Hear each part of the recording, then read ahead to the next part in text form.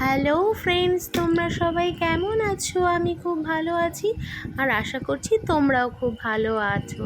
R love you জিন্দেগি চ্যানেলের আরও একটা নতুন ভিডিওতে তোমাদের সবাইকে আরও একবার অনেক অনেক স্বাগত। আর দেখে বুঝতেই পারছো, এটা ছিল কোজাগরি লক্ষ্মী পুজোর কিছু ক্লিপ। আর আমাদের বাড়ির পাশে দরাবপুরে ভীষণ বড় করে লক্ষ্মীর মেলা হয়।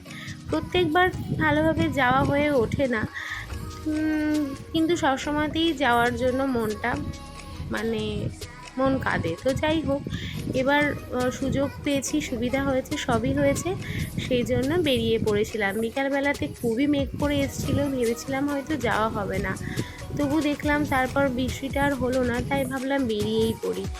তো যাই হোক, দেখো, ভালো ঠাকুরগুলো দেখছি একটার পর একটা, যদিও সবগুলো দেখে কমপ্লিট করতে পারিনি, কারণ হাঁটা পথ বেশ অনেকটাই ছিল, আর তারপরে আরও অনেকটা দূরেই ছিল। তারপর দেখো, মেয়ের খুব খিদে পেয়েছিল, মোমো খাবে বলল, ওকে একটু মোমো খাইয়ে দিলাম। আর বাড়ি ফেরার সময় একটু এই যে খাবারগুলো দেখলে কিনে নিয়েছিলাম।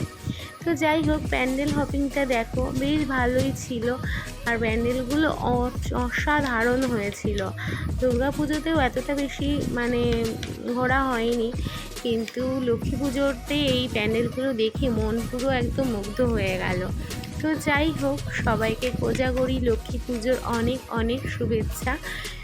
আর ভিডিওটা ভালো লাগলে অবশ্যই লাইক, কমেন্ট, শেয়ার করে দিও। আর যারা যারা এখনও সাবস্ক্রাইব করোনি আমার ভিডিওটা সবার আগে দেখার জন্য অবশ্যই একটা সাবস্ক্রাইব করে দিও। আর ভিডিওটা অনেক বেশি বড় করব না, তোমাদেরও বিরক্ত লাগবে দেখতে, আর এই জন্যই তাও ভিডিওগুলো, যেহেতু এই প্যান্ডেলের ভেতরের ছবিগুলো নিয়েছিলাম, ওই জন্য একটু বড় হয়েই গিয়েছিল। তো যাই হোক, ভিডিওটা স্কিপ না করে প্লিজ পুরোটা দেখো। আর ভালো লাগলে তো বললাম একটা লাইক অবশ্যই করে দিও। আর বেশি বড় করব না, ভিডিওটা এখানেই শেষ করছি। আবারও চলে আসব অন্য কোনো সময় অন্য কোনো ভিডিও নিয়ে। আর শুনেছি জানো তো, দরাবপুরে একটা বড় রাজবাড়িও হয়েছে, কিন্তু ওটা দেখতে পারিনি।